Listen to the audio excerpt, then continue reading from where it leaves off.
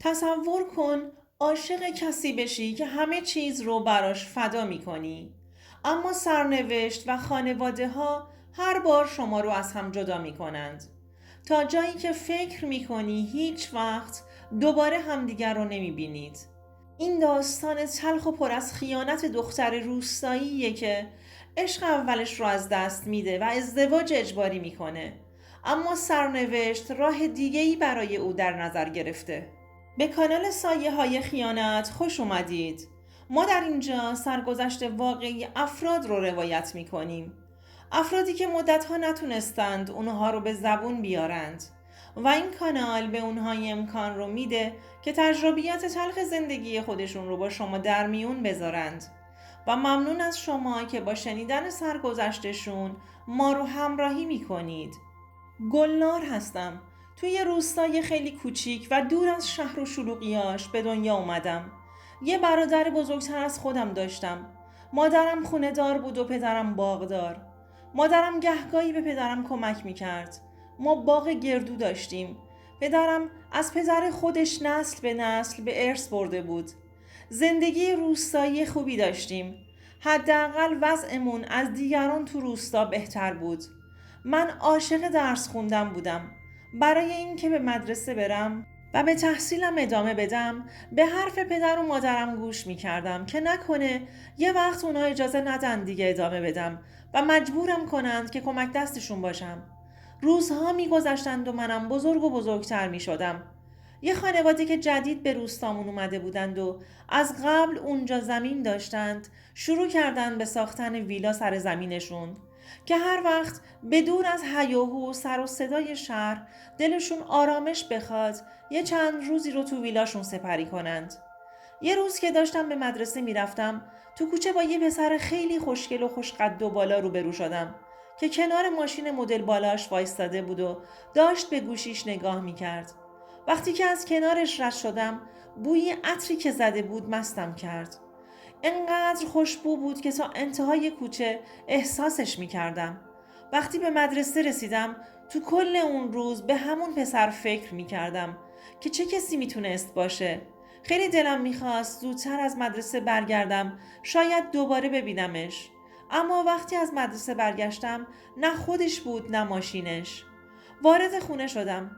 مادرم تا منو دید و به هم خسته نباشید گفت، شروع کرد به توضیح دادن که چند تا زمین اون طرفتر از خونمون دارن ویلا سازی میکنند.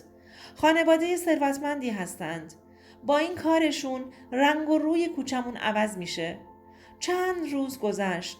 موقعی که داشتم به سمت باغمون میرفتم تا به پدرم کمک کنم دوباره همون پسر رو دیدم. اسمش بهرام بود. اینو وقتی متوجه شدم که پدرش داشت صداش میزد. از کنارش رد شدم اما اصلا به هم نگاه نمی کرد. انگار اصلا من اونجا نبودم. یه لحظه به خودم اومدم، گفتم این پسر چرا اصلا من براش باید مهم باشم که بخواد سرشو سمت من بچرخونه و به من نگاه کنه. من یه دختر کاملا روستایی هستم و اون پسر خوشگل و پولدار شهری. با همین فکر به باغ رفتم و بعد از اتمام کارهام آروم به سمت خونه برگشتم. ماه‌ها گذشت و ویلای زیبای بهرامینا آماده شد. وقتی که یه سری وسایل هاشون رو آوردن و چیدمان کردند، بهرام اومد خونمون که یه سبد گردوشون رو تحویل بگیره. من تو حیاط بودم. نمیدونستم که پدرم براشون به عنوان خوشامدگویی گردو کنار گذاشته. وقتی زنگ در رو زد من در رو براش باز کردم. وقتی بهرام رو دیدم دلم یهو خالی شد. دست و پام رو گم کرده بودم. چشمای زیبایی داشت. صداش اونقدر قشنگ بود که قلبم رو لرزوند. تا منو دید سلام کرد و گفت اومدم دنبال امانتی که پدرتون برای پدرم کنار گذاشته بود. که مادرم با صدای بهرام اومد جلوی در و کلی با خوشامدگویی گردوها رو بهش تحویل داد و اونم بعد از گرفتنشون تشکر کرد و رفت. از اون روز به بعد احساس کردم دلم رو بهش باختم، اما کاری از دستم بر نمی اومد. میدونستم که یه پسر شهری با اون زیبایی و ثروتمندی چرا باید به من توجه کنه. با این حرفها خودم رو آروم میکردم. دیگه نمیتونستم رو درس خوندن تمرکز کنم. همش تو فکر بهرام بودم تا اینکه مادرش یه مهمونی توی روستامون گرفت و همه رو دعوت کرد تا با همه آشنا بشه. ما هم دعوت بودیم. وقتی که رفتیم و وضع زندگیشون رو دیدیم، حداقل به من ثابت شد که باید فکر اون پسر رو از ذهنم بیرون کنم. اصلا گروه خونی ما به هم نمیخورد. بهرام یه برادر بزرگتر از خودش داشت که تازه براش زن عقد کرده بودند. اون عروسشون هم تو مهمانی حضور داشت. یه دختر با کلاس شهری که از نظر خانوادگی هم با خانواده بهرام اینا تو یک طبقه بودند. مدرک تحصیلی بالایی هم داشت. با دیدن اون عروسشون احساس پوچی و بی‌ارزشی کردم. اصلا از هیچ نظر با اون عروس در یک کفه ترازو نبودم. ای کاش نمی رفتم تو اون مهمونی. کلی قصه دار شدم. احساس می کردم به بهرام حس عجیبی دارم که تا حالا تجربهش نکرده بودم. گاهی نگاه هم به بهرام می افتاد. طوری که بهرام از نگاه های من به خودش متوجه شد و اونم هر از گاهی نگام می کرد. مراسم تموم شد و به خونه برگشتیم. تو مسیر داشتم به بهرام فکر می کردم که کاش می شد مال هم می شدیم. اما ما داشتیم تو روستا زندگی می کردیم. روستامون اونقدر کوچیک بود که کوچکترین کار اشتباهی سریع به چشم می اومد و سریع تو کل روستا پخش می شد. چند هفته بعد از اون روز وقتی که داشتم از مدرسه برمیگشتم دیدم بهرام با ماشین وایستاده. تا منو دید بوق زد. اول فکر کردم با کس دیگه ای هست، اما وقتی بوق دوم رو زد سرم رو چرخوندم سمتش. شیشه رو پایین آورد و بهم سلام کرد و بعد پیاده شد. ازم خواست که سوار ماشین بشم. من سریع اطرافم رو نگاه می کردم. می ترسیدم که کسی من رو ببینه، اما کسی نبود. ازم خواست تو ماشینش بشینم و با هم حرف داره. نمیتونه تو کوچه بهم بگه. اول امتناع کردم، ولی وقتی یکم فکر کردم دیدم درست داره میگه. این بود که با اصرارش سوار ماشینش شدم. وقتی که دید معذب هستم خندید و گفت من اسمم بهرامه. فکر میکرد اسمش رو نمیدونم. منم سرم پایین بود. ادامه داد ازت خوشم اومده. دلم میخواد که باهات بیشتر آشنا بشم. با شنیدن این حرفش خشکم زد. یعنی واقعاً بهرام هم بهم علاقه‌مند بود. انگار خدا دنیا رو بهم داده بود. سکوت کردم و چیزی نگفتم.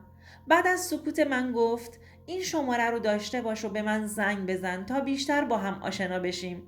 من اینجا غریبم. شاید خواستم جایی برم، آدرسی بلد نباشم، حداقل ازت بپرسم. اینو که گفت خندیدم و شماره رو گرفتم و از ماشینش پیاده شدم و به سرعت سمت خونه دویدم.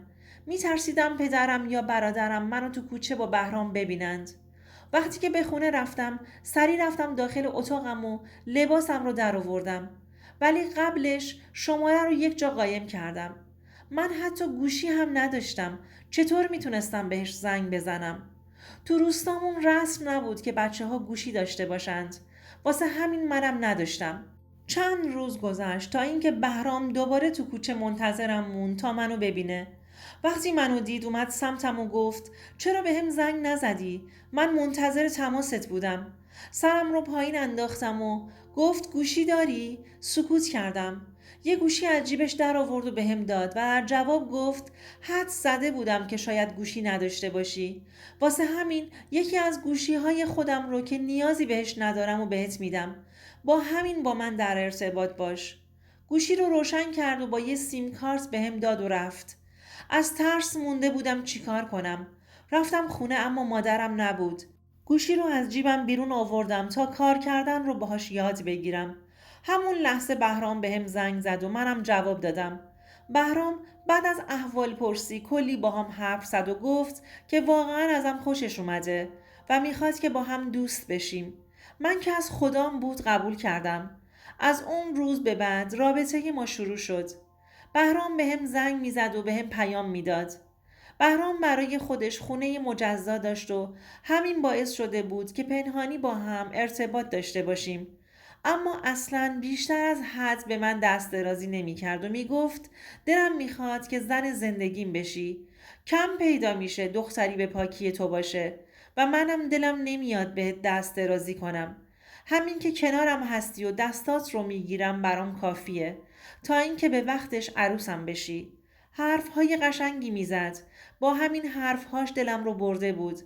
منم که اولین تجربه زندگیم بود، کنارش آرامش خاصی داشتم و حس خوبی ازش می گرفتم. انگار خدا دنیا رو بهم داده بود. اما ترس داشتم اگر منو نگیره آبروم تو روستامون میره. اگر تو روستامون یک نفر حتی متوجه میشد که من با یه پسر غریبه رابطه پنهانی دارم، دیگه خانوادم نمیتونستند حتی سرشون رو تو روستا بالا بگیرند. چند ماه گذشت. کسی از دوستی ما چیزی متوجه نشد تا اینکه یه روز وقتی که داشتم از ماشینش پیاده می شدم که برم سمت خونه، مادرش ما رو با هم دید. اون روز بدترین اتفاق زندگیم بود. به پسرش چیزی نگفت، اما یک راست اومد خونه ما و به مادرم همه چیز رو گفت و هشدار داد که جلوی من رو بگیرند، که به خودم اجازه دادم از ماشین پسرشون پیاده شم. مادرم هم از ترس آبرومون همه چی رو به برادر و پدرم گفت که شاید اونا بتونن جلوی من رو بگیرند. اون شب اونقدر از دست پدر و برادرم کتک خوردم که توان راه رفتن نداشتم. یه مدت از بهرام خبری نبود. من هر روز بهش پیام میدادم ولی گوشیش خاموش بود. وقتی تماس میگرفتم در دسترس نبود. دلم بد جوری شور میزد. دوباره چند وقت گذشت. وقتی مادرم رو دید گفت که برای پسرش رفتن خواستگاری و پسرش رو عقد کردند.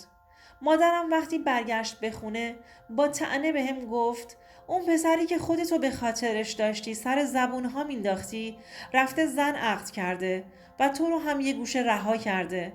با این حرفش خودمو بدبخت‌ترین دختر دنیا میدیدم. چطور ممکن بود که بهرام بهم خیانت کرده باشه و با کس دیگه‌ای زندگیش رو شروع کرده باشه؟ همون موقع ها برای منم خواستگار اومد. وقتی که خبر عقد بهرام رو شنیده بودم، برای اینکه تلافی کنم ندیده به خواستگارم جواب مثبت دادم. اصلا علاقه‌ای بهش نداشتم ولی میخواستم فقط خبر عروسی من هم به گوش بهرام برسه که همینطور هم شد. برام تو روستامون 3 شبانه روز عروسی گرفتند. عباس همسرم کارمند بود که تو شهر زندگی میکرد ولی برای خودش خونه و ماشین هم داشت. دنبال دختری بود که ساده باشه و اهل حاشیه نباشه و ملاک زندگیش فقط همین بود.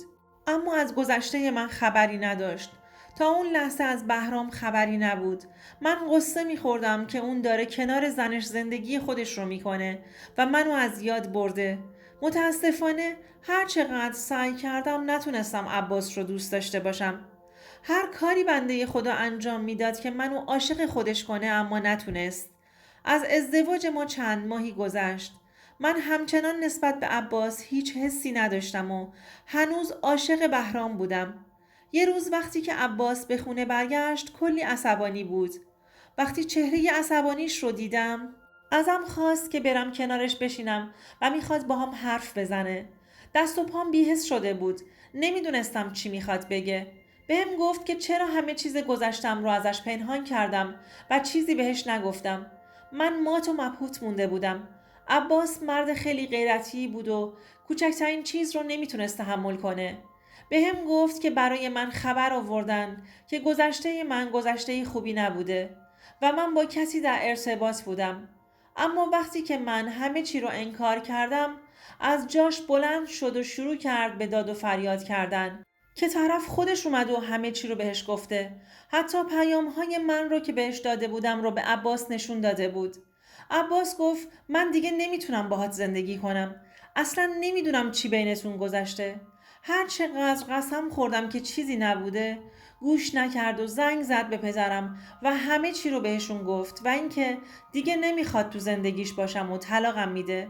دیوونه شده بودم. چرا باید بهرام همه چیز رو به عباس میگفت؟ اون که خودش منو تنها گذاشته بود و داشت زندگی خودش رو میکرد ولی از این طرف هم داشت زندگی من رو خراب میکرد.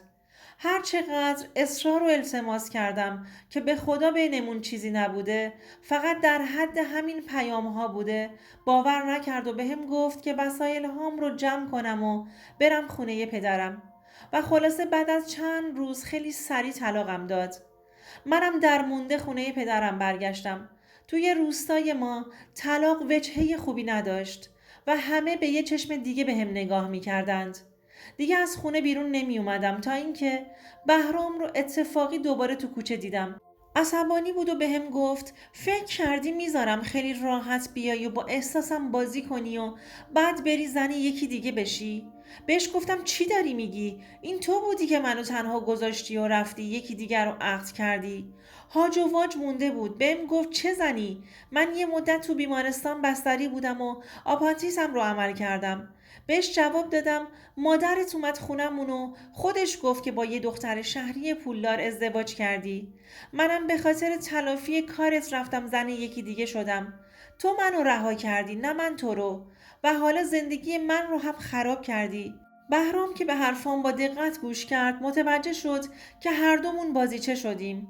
از دست مادرش خیلی ناراحت شد که زندگیش رو خراب کرده بود و عشقش رو ازش گرفته بود.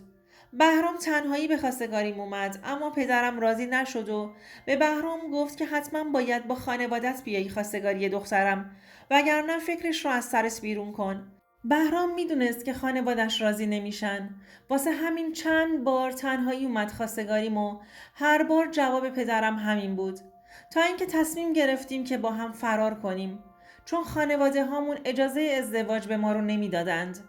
بعد از تصمیم دوباره اشتباه زندگیم که با هم فرار کردیم، بدترین شرایط رو میگذروندیم.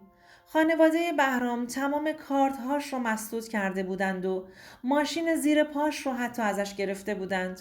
هیچی نداشتیم. میدونستم راه برگشتی هم ندارم. پدرم سرم رو میبره. اما وقتی که میدیدم بهرام داره عذاب میکشه طاقت نیاوردم.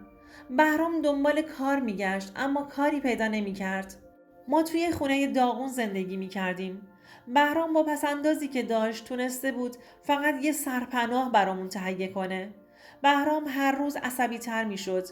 اون پسر ثروتمندی بود و به زندگی فقیرانه عادت نداشت. داشت در جا میزد و کم می آورد.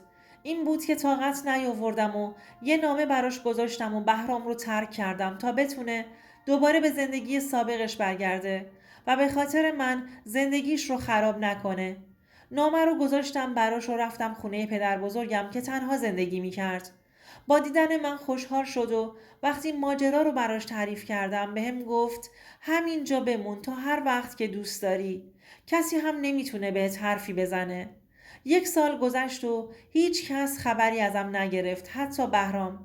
دیگه ناامید شده بودم و داشتم فراموشش میکردم که دیدم مادرم بهم زنگ میزنه و میگه که خواستگار دارم. من که از همه مردها متنفر شده بودم به مادرم گفتم که جواب منفی بهش بده، اما مادرم گفت حالا بذار بیاد بعد تصمیمت رو بگیر. دیگه منم حوصله کش دادن موضوعی رو نداشتم. سکوت کردم. شب وقتی که زنگ خونمون رو زدند، وقتی در رو باز کردم با کمال ناباوری بهرام رو دیدم که با یه ماشین مدل بالا و گل و شیرینی جلوی ورودی در وایستاده و پشت سرش هم خانوادم وارد شدند. تعجب کرده بودم. تا اون لحظه پدرم بهرام رو تحویل نمی گرفت. حالا چی شده بود که با هم اومدند؟ از بهرام عصبانی بودم که این 1 سال رو کجا بوده. بدون اینکه حرفی بزنم رفتم تو اتاقم و در رو پشت سرم بستم. بعدش وقتی که حرفهاش رو شنیدم دیدم که بهرام به خونه برگشته و به مادرش گفته که با هر کس که بگید ازدواج میکنه و اونا هم خونه و ماشین به اسمش کرده بودند. بهرام هم یه نقشه کشیده بود که از این طریق سهم خودش رو از زندگیشون بگیره و بعدش هم گفته که میخواد به خارج از کشور بره و اونجا ازدواج کنه، که بازم پدرش کلی پول بهش داده که تو کشور غریب دستش تنگ نباشه. خلاصه این که با این ترفند با کلی ثروت برگشته تا زندگی عالی کنار من داشته باشه. منم از اینکه دوباره به عشقم رسیده بودم خیلی خوشحال بودم و این شد که با جواب مثبت به بهرام زندگیمون رو با عشق شروع کردیم. خانواده بهرام فکر می کردند که پسرشون خارج از کشوره. اونم به خاطر اینکه به پدرش و مادرش دروغ نگفته باشه کار منو درست کرد و با هم به ترکیه و از اونجا هم به سوئد اومدیم. بهرام دوستای خوبی تو سوئد داره که همیشه کنارمون هستند و الان هم با داشتن دخترمون که 2 سالشه با هم با عشق به زندگیمون ادامه میدیم. دوستان عزیزم، اگر شما هم به این نوع سبک از محتواها علاقه‌مند هستید این ویدیو برای تو هستش. لطفاً برای دیدن ویدیوهای بیشتر ما رو سابسکرایب کنید و ممنون که تا انتهای این ویدیو با ما همراه بودید.